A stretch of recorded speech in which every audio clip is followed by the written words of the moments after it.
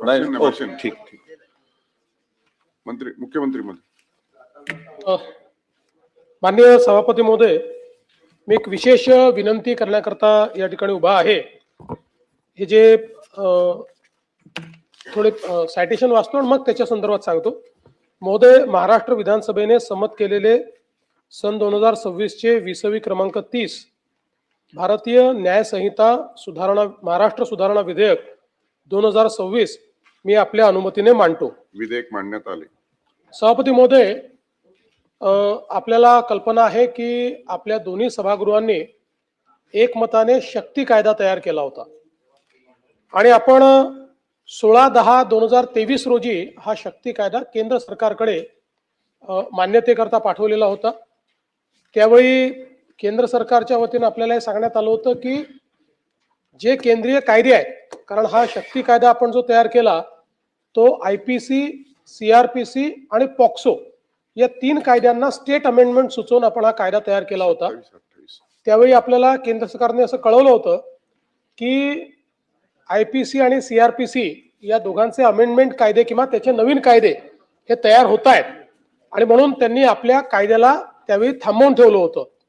तदनंतर केंद्र सरकारने 2023 साली हे दोन्ही नवीन कायदे त्या ठिकाणी तयार केले, ज्याच्यामध्ये आपल्याला माहिती आहे की भारतीय न्याय संहिता 2023 आणि भारतीय नागरिक सुरक्षा संहिता 2023 हे नवीन कायदे लागू झाले. आणि मग केंद्र सरकारने आपल्याला विचारणा केली की आता या 2 कायद्यांमध्ये आलेल्या तरतुदीनंतरही आपल्याला जो शक्ती कायदा आपण आमच्याकडे पाठवलेला आहे त्याची आवश्यकता वाटते आहे का. आणि म्हणून मग आपण त्या संदर्भात एक कंपॅरिझन करण्याकरता एक समिती तयार केली आणि या समितीला आपण कार्यकक्षा दिली की आता या तिन्ही कायद्यातल्या तरतुदी ज्या नव्याने झालेल्या आहेत आणि आपल्या शक्ती कायद्यातल्या तरतुदी या दोन्हीचं कंपॅरिझन करायचं आणि मग अशा कुठल्या तरतुदी आहेत की ज्या BNS आणि BNSS मध्ये नाहीत त्या संदर्भातला आपल्याला तुलनात्मक रिपोर्ट हा त्या ठिकाणी सादर करावा. समितीने डीजींच्या अंतर्गत ही समिती होती. डीजींच्या समितीने याचा कंपॅरेटिव्ह अभ्यास करून आपल्याला एक रिपोर्ट सादर केला आणि त्या रिपोर्टमध्ये त्यांनी सांगितलं की 2 तरतुदी वगळता शक्ती कायद्यातल्या सगळ्या तरतुदी आता BNS आणि BNSS मध्ये आलेल्या आहेत. त्यामुळे या जर 2 तरतुदी आपण स्टेट अमेंडमेंट म्हणून या ठिकाणी केल्या तर शक्ती कायद्यात आपण केलेल्या सगळ्या तरतुदीची पूर्तता होईल. आणि म्हणून त्या 2 तरतुदी त्यांनी कुठल्या सांगितल्या ज्या आता BNS आणि BNSS मध्ये नाहीत. तर त्यातली पहिली तरतूद अशी आहे की आपल्याला आपण शक्ती कायद्यामध्ये या ठिकाणी विक्टिम जो असतो तर त्या विक्टिमचं नाव ग्रीवियस हर्टच्या केसमध्ये आपल्याला रिव्हील करता येत नाही. बलात्कार असेल किंवा अशा प्रकारच्या महिलांच्या विरुद्धच्या ऑफेन्सेस असतील. याच्यामध्ये शक्ती कायद्यात एक ऍडिशन आपण केली होती, ऍसिड विक्टिमचं नाव देखील अभिव्यक्त करू नये, पण ते BNS मध्ये आलेलं नाही. म्हणून स्टेट अमेंडमेंटच्या माध्यमातून आपण BNS मध्ये एवढी अमेंडमेंट करतोय की ऍसिड विक्टिमचं नाव जे आहे तेही त्या ठिकाणी अभिव्यक्त होऊ नये. दुसरं, सेक्शुअल ऍडव्हान्समेंटच्या संदर्भात आपण आताची जी डिजिटल माध्यम आहेत या माध्यमांचाही समावेश हा शक्ती कायद्यात केला होता. BNSने त्याच्या ज्या डेफिनेशन्स आहेत त्या डेफिनेशन्स मध्ये त्यातल्या काही गोष्टींचा अंतर्भाव नाही केला, पण काही गोष्टींचा अंतर्भाव केला नाही. आणि म्हणून तो अंतर्भाव होण्याकरता दुसरं अमेंडमेंट आपण करतोय की ज्याच्यामध्ये आपण असं म्हणतोय दूरध्वनी, ईमेल, सामाजिक माध्यम, मंच किंवा इतर कोणत्याही इलेक्ट्रॉनिक किंवा डिजिटल संवाद माध्यमाद्वारे अश्लील अथवा कामुक स्वरूपातील आक्षेपार्ह संवाद करणे, स्त्रीच्या शरीराचा कोणत्याही भाग वास्तविक किंवा बनावट चित्रण, तसेच स्त्रीच्या कोणत्याही लैंगिक कृत्यात सहभाग दाखवणारा कोणताही ध्वनी किंवा दृश्यफीत, ऑडिओ किंवा व्हिडिओ इलेक्ट्रॉनिक किंवा इतर कोणत्याही माध्यमातून अपलोड करण्याची किंवा प्रसारित करण्याची धमकी देणे,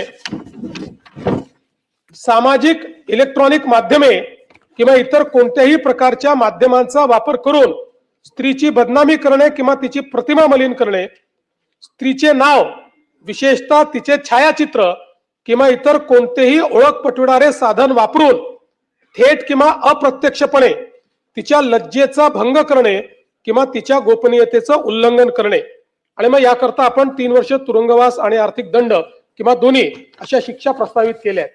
त्यामुळे हे जे 2 स्टेट अमेंडमेंट आहे, हे 2 स्टेट अमेंडमेंट केले तर आपला जो शक्ती कायदा आपण केला होता त्या कायद्यातल्या 100% तरतुदी या BNS आणि BNSS मध्ये होतात आणि म्हणूनच आज आपण अगदी लिमिटेड अशा प्रकारची ही विनंती या ठिकाणी घेऊन आलो आहोत. खालच्या सभागृहात देखील हे मांडलं, त्यांनी एकमताने त्याला मान्यता दिलेली आहे. याही सभागृहाने एकमताने याला मान्यता द्यावी अशी आपल्याला विनंती. प्रस्ताव असा आहे की महाराष्ट्र विधानसभेने संमत केलेले सन 2026 चे विधानसभा विधेयक क्रमांक 30 भारतीय न्याय संहिता महाराष्ट्र सुधारणा विधेयक 2026 विचारात घ्यावे. अनिल परब. सभापती महोदय, हे जे विधेयक आलंय हे शक्तीपीठाच्या जे बिल होतं हे केंद्र सरकारकडे गेलं. त्यावेळेला त्यांनी ज्या महाराष्ट्र सरकारकडे अमेंडमेंट ज्या मागितल्या त्याला अनुषंगाने हे बिल आहे. आणि बरोबर आहे की ज्या शक्तीपीठात आपण ज्या काही शिफारसी पाठवल्या होत्या आणि त्याच्यातल्या ज्या काही तरतुदी राहून गेल्या होत्या त्याच्यातल्या महाराष्ट्र सरकारने सुचवल्या. याच्यात हे बिल अगदी बरोबर आहे, फक्त ह्याच्यामध्ये काही गोष्टींचा खाली जो गैरवापर केला जातो त्याच्यात नियमात काय बदल करता आला तर तो आपल्याला करावा लागेल. ह्याच्यातला पहिला पार्ट जो आहे तो बरोबर आहे की आयडेंटिटी डिस्क्लोज होऊ नये आणि कुठल्याही सोशल मीडियावरती किंवा कुठल्याही अशा प्रकारे जो विक्टीम आहे त्या विक्टीमची आयडेंटिटी डिस्क्लोज होऊ नये. परंतु जो 75 मध्ये ह्या अपराधाबद्दल जो दोषी ठरतो याच्यामध्ये सगळ्यात ज्या वाईट केसेस आमच्याकडे येतात त्याच्यामधला हा जो 1 नंबर आहे, शरीरास स्पर्श करणे. काय झालंय, ह्या शरीरास स्पर्श करणे याचा फायदा गैरफायदा इतका घेतला जातो.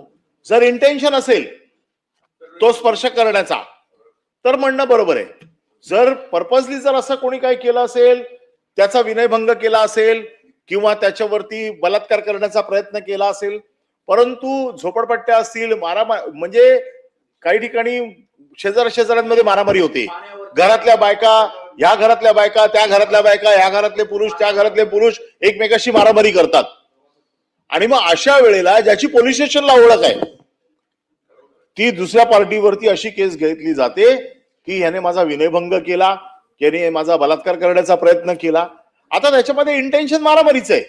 याच्यात इंटेन्शन कुठलं अशा प्रकारचं इंटेन्शन नाही की त्याच्यात लैंगिक कृत्य करण्याचं इंटेन्शन नाहीये. पोस्कोच्या केसेसमध्ये देखील हे बऱ्याच मोठ्या प्रमाणात होते. पोस्कोची ओरिजिनल डेफिनेशन जी होती तिला ज्या वेगवेगळ्या अमेंडमेंट आल्या त्याच्यामुळे आता असं झालंय की खरोखर या भानगडीत पडावं की नाही. कारण मध्यंतरी एक केस मुंबईत अशी झाली की एक अल्पवयीन मुलगी एका मुलाबरोबर पळून गेली आणि म्हणून मग त्याच्या ओळखीच्या नगरसेवकाला ते लोक गेले की बाबा तुझ्या ओळखीची आहेत, जरा प्रकरण मिटवून टाक. त्याने मिटवलं, त्यांच्या समोर प्रश्न मिटला की बाबा आता चला ठीक आहे यांचं लग्न लावून द्या. लग्न लावून दिलं. लग्न लावून दिल्यावरती मुलगा परत थोडे दिवस राहिला आणि दुबईला पळून गेला. त्या नगरसेवकाला 6 महिने आतमध्ये ठेवला होता.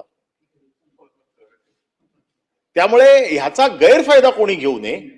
हे जो शरीरास स्पर्श करणे याच्या मागचं इंटेन्शन तुम्हाला नियमात ऍड करता आलं. जर नियमात दुरुस्ती केली तर बऱ्याचशा गोष्टी, अदरवाईज आम्ही देखील सोशल फील्ड मध्ये काम करणारे लोक आहेत, कोणाची एकाची बाजू घेतली तर दुसरे आमच्यावरती अशा प्रकारे आरोप करतात की विनयभंगाची केस झाली. आता आपल्याला माहितीये की नगरसेवकांवरती, शाखा प्रमुखांवरती, कार्यकर्त्यांवरती विनयभंगाची केस टाकणं फार सोपं झालंय. आणि मग ज्या वेळेला आमचे इलेक्शन कमिशनला जेव्हा जातो आमचा ऍफिडेव्हिट, तेव्हा लोकांना काय वाटतं, अरे हा विनयभंगाच्या केस मधला आरोपी आहे, याला काय मत द्यायचं. आणि त्यामुळे याच्यात नियमात आपण जरा दुरुस्ती करावी. याला जर तुमचं इंटेन्शनचं अमेंडमेंट जर नियमात करता आली तर अमेंडमेंट करून किमान ह्या सभागृहात बसलेल्यांची तर सुटका करा पहिली. तर त्याच्यामुळे माझी विनंती आहे की बिल बरोबर आहे, अमेंडमेंट तर झाल्याच पाहिजेत, कारण ज्या शक्ती बिलाच्या कमिटीवर मी पण होतो, मला माहिती आहे की त्याच्यातल्या काही तरतुदी या दुरुस्त करून आलेल्या आहेत. फक्त ही माझी अमेंडमेंटची सूचना मान्य करा. शशिकांत शिंदे. सभापती महोदय, या ठिकाणी